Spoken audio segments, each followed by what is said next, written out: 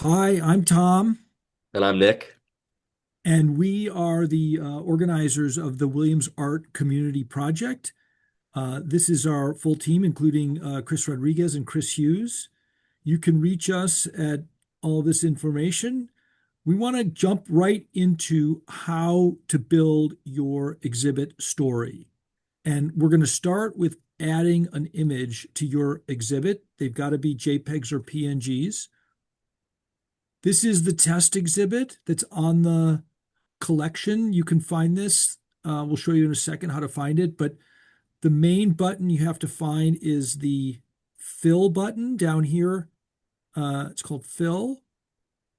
And then you'll have a choice, choose file. And we're going to go get a JPEG.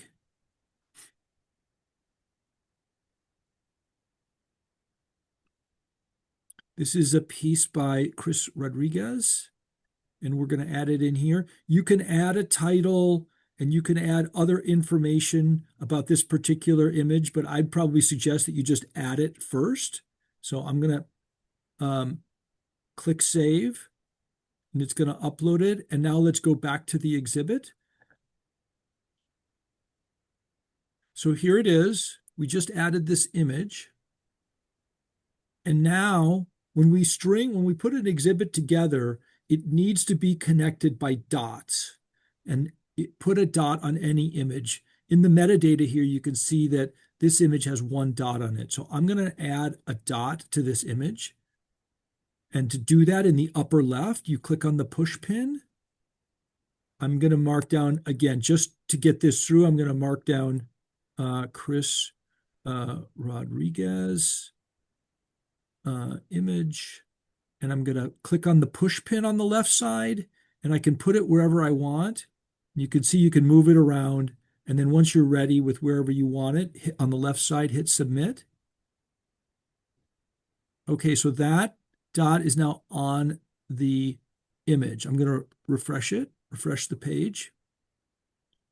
Okay, so now we're going to add a little bit of information to the dot so that when we're cycling through the dots, if there's 12 images in your exhibit, you're going to have probably 12 dots. You can have more than one dot per image, but let's go to Chris's. And this was the text that Chris had that went along with his image. And he had included both. All right, I'm just going to copy it all. And I'm going to bring it back into our test exhibit. And I'm going to go into the dot. Here it is. And in the left side, down at the bottom, I'm going to click on edit. And there's the text. And I'm going to hit paste. All right, so all that information now is in the text of the dot. And actually, while we're here, I'm going to record a voice note. I'm going to add the auto transcribe to it. Here we go. So this is a test voice note for the artwork created by Chris Rodriguez. And I hit it again.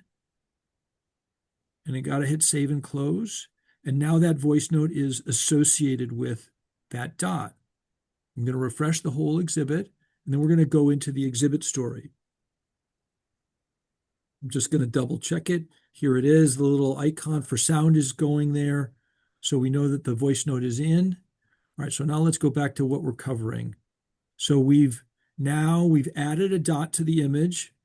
You saw how we added text and other images. Oh, also adding in situ images is really important. I'm going to go back and add one here. Give me a second. I'm going to open this up.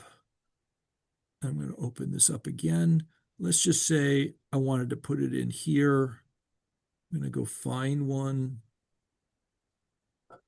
And I'm going to pick, I think I picked one. Yeah,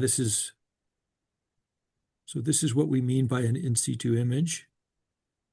It's good for the audience to have some sense of your work and how big it is in particular. Okay, so now I'm going to jump back. We've added a voice note. So now I'm not going to create the exhibit story, but I'm going to edit one, and you'll see how it works pretty quickly. So to get into the exhibit stories, you go to the exhibit text up at the top. This is the one that uh, we already created, but down in the bottom where it says edit exhibit stories, and then click on this button here. Um, okay. So we've got 4 steps in this exhibit story right now. I'm going to minimize this. And now you can see on this image that I just created over on the left, I'm going to add this to the exhibit story. And now I'm going to set the zoom.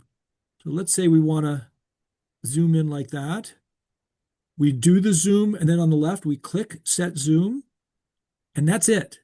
Finalize exhibit story. Now, if I wanted to move this around, let's say I wanted to make this be the second image in the exhibit. So I'm going to move it up. I'm going to also hit autoplay all the dot voice notes. And then I'm going to, the bottom, click on update. I'm going to refresh the whole exhibit. We're going to give this a go. So here we go.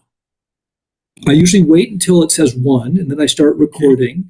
So the first one. So this is my digital resume. I'm Tom Paper. And I forgot to mention, there's an A step and a B step, and I'm in the bottom center. Every step in an exhibit story has an A and a B step. The A is when it's fully framed out, and then the B is whatever zoom level you choose. If you don't zoom it in, then you just still have to go through the B step, but there won't be a zoom. So I'm going to hit to the second to go from 1B now, and hopefully the dot we created comes up. Here we go. So this is a test voice note for the artwork created by Chris Rodriguez. And I hit. So that's it. And now it does the zoom that we set, and I'm going to stop right there. Nick, anything else you want me to add to that?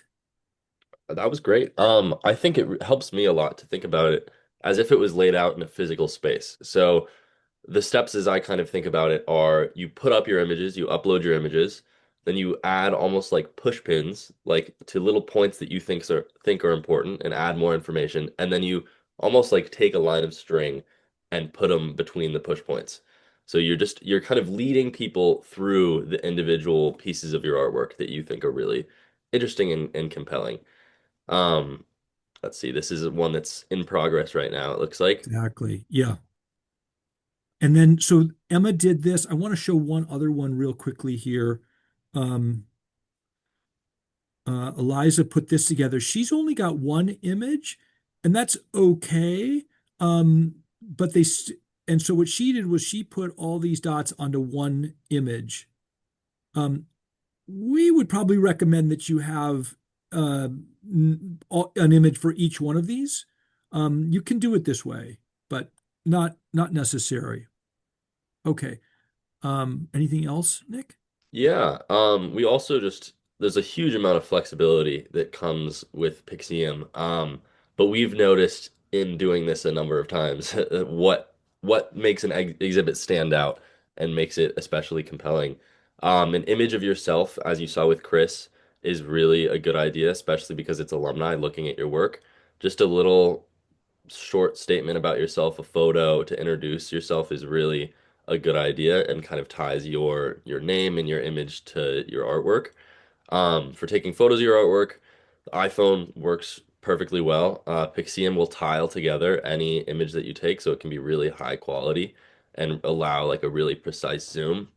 12 to 20 images total in situ image, as Tom was saying, where it's either a photo of the work in the studio as you're working on it or on the wall, just something to build a little context around it.